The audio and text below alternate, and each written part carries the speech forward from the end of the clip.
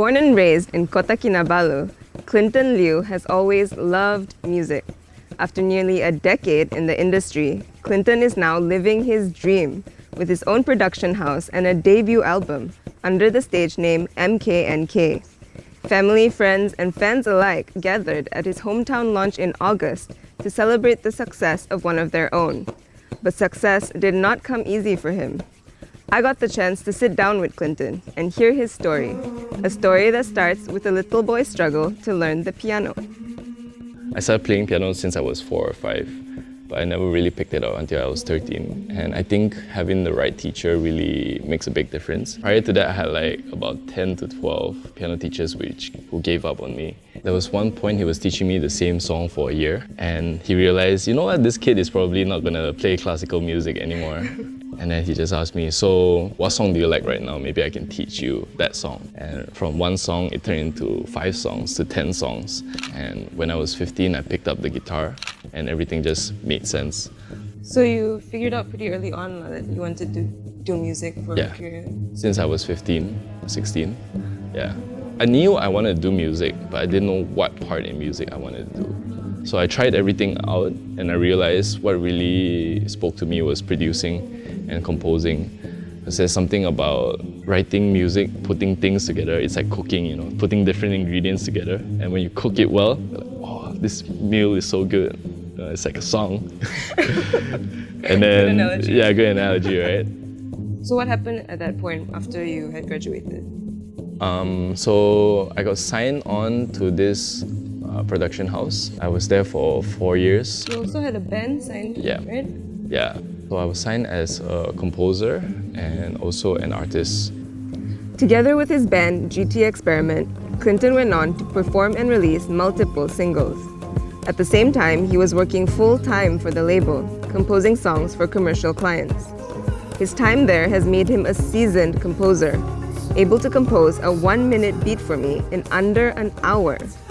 All he needed was a color, a number, and a mood, and off he went.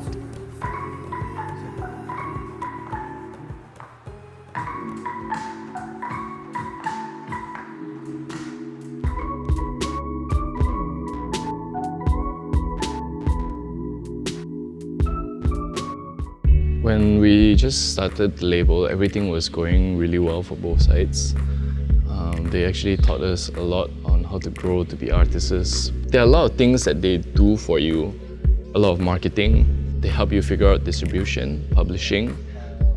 They provided a studio space for recording. When I was there, I learned a lot about how to talk to clients and how important having the right contacts are to build a sustainable career. But I think towards the end, we both had different visions of what we wanted to accomplish. As much as I enjoyed my time there, I felt that it was time to move on. And when I actually started moving on to the next stage, to be independent, that's when I decided to form MKNK. People are starting to realize that you don't really need a label to be able to make it as a musician anymore. You have social media, you have SoundCloud. Like, I can literally get my music out in 2 weeks' time if I write something today. So he found you guys on social media?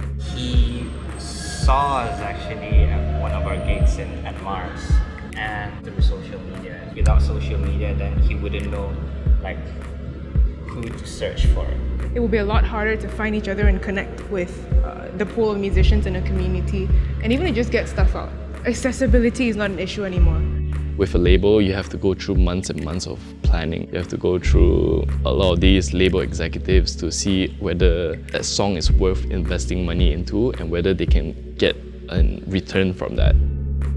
Definitely, social media plays a big part, provided that you know how to use it properly. Though social media has made it easier for independent acts to find an audience, it has also saturated the market, creating tighter competition and requiring more effort from performers to set themselves apart. That is actually not easy to do, especially when you're alone and especially when you don't know where to start. Forming MKNK, it was a little bit tough in the beginning because understanding what it was pretty difficult. I didn't understand the business aspect of it. I remember when my clients asked me for a quotation, I would send them invoices. So that was really embarrassing. But you have to go through those moments to be able to learn from it. I think every time someone has a dream on something, or at least for me, it's always like from point A to point B. You always think it's a straight line, right? But it's not. Journey is like this, and then it just goes like a spiral, and then you don't know where to go. And most people get lost in that middle of everything.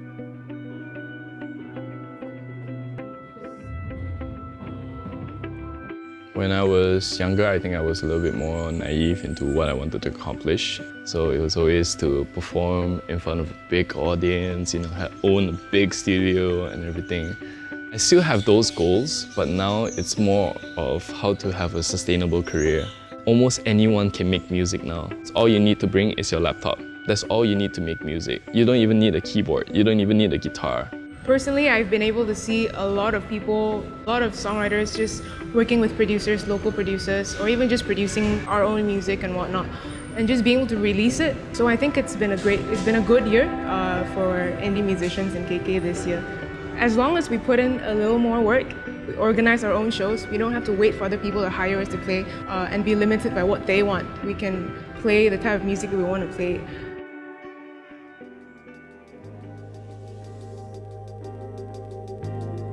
Just wake up every day and look at yourself in the mirror and tell yourself, I'm going to be better than I was yesterday. Because if you're not improving, then you're either staying stagnant or you are degrading.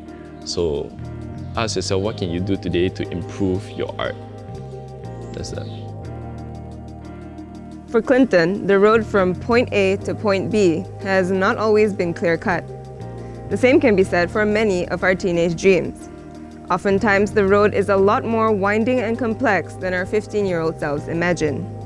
But if Clinton's story can teach us anything, is that with hard work, grounding, and a willingness to learn and adapt, your point B could be much closer than you'd expect.